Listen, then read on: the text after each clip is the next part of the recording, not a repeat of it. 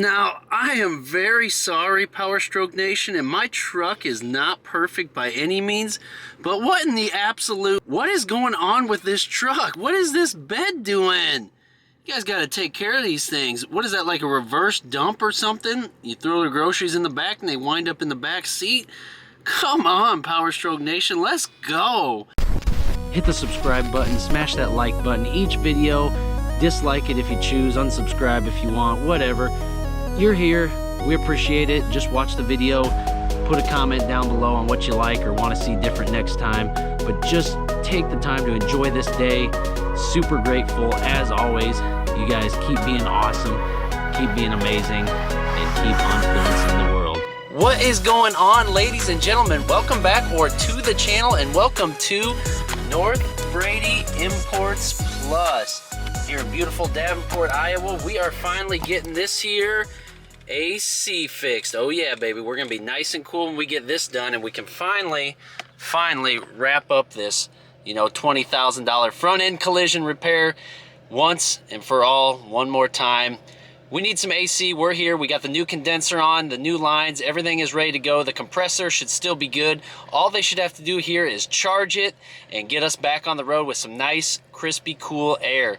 This bill is flipped by the automotive repair shop that did most of the work. They're going to cover us here today. I am curious to see what this costs just to charge our AC system and see if they find any other kinks in it. So we're going to drop this off and pick this up tomorrow. But what do you guys think? If you didn't see the whole Duramax Getting Wrecked and Rebuilt series, go back on the playlist, check it out now, get us up to speed, and we'll finally put this bad boy to rest.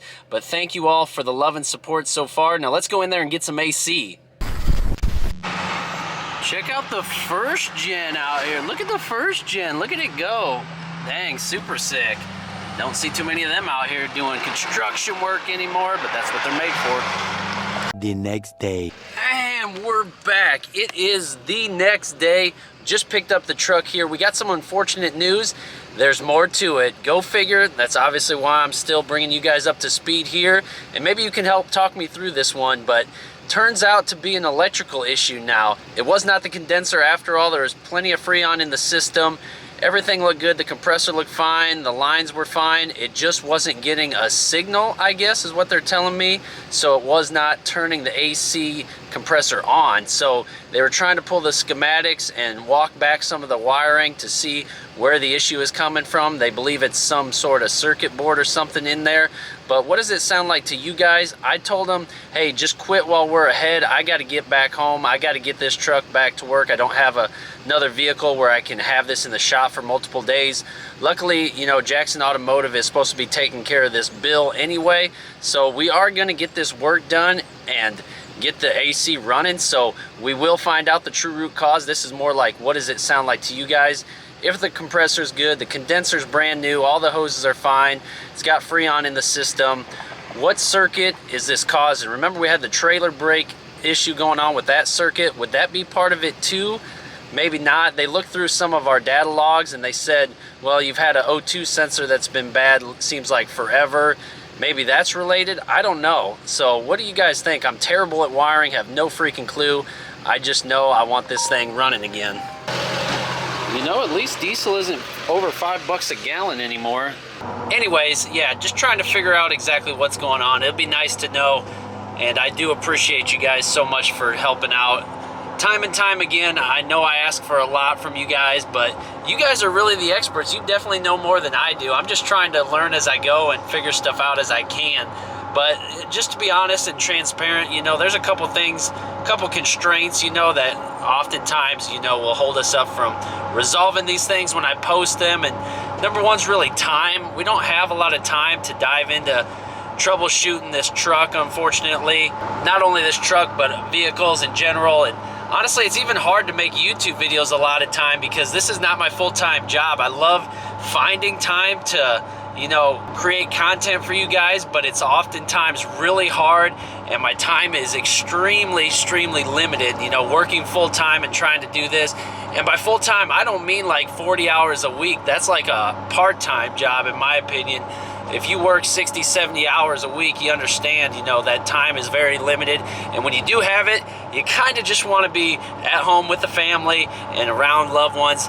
Not that you guys don't show love and support, if you know what I mean, or trying to say. Hopefully I'm saying this the right way, but give me a big like, keep me motivated here.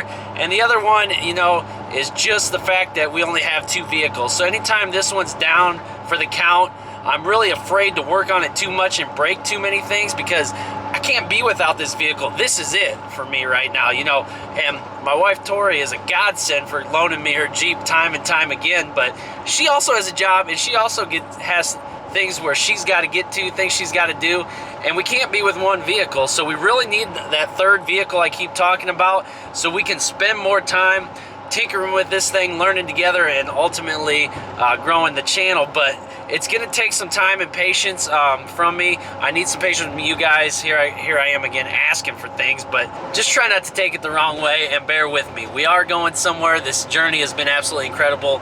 I'm really enjoying every bit of it, but let's figure this truck out. What's going on with this goofy wiring? What's going on? Is there more to it than just this AC? Is it the fact that the trailer brake system's part of it? Is it the fact that the O2 sensor's been on for 2 years? I don't know. I couldn't tell you guys. We got to get it back in there and diagnose, but what do you think? Leave me some feedback below. Thank you. You know what they say, don't just come with a problem, come with a solution. So here is our temporary solution. You can plug that bad boy in right here. Crank that, oh, might need a little battery power. Come on, battery. Whoa! And we got air, boys and girls. Look at this bad boy go. Who needs AC when you got a big Ace box fan? All right, enough rambling. Sorry, guys, I got carried away again. I'll stop it. You guys let me know what you think in the comments below. If you did like the video, please consider subscribing. Stay tuned to the channel, and we will see you guys in the next one. Thanks so much. Peace.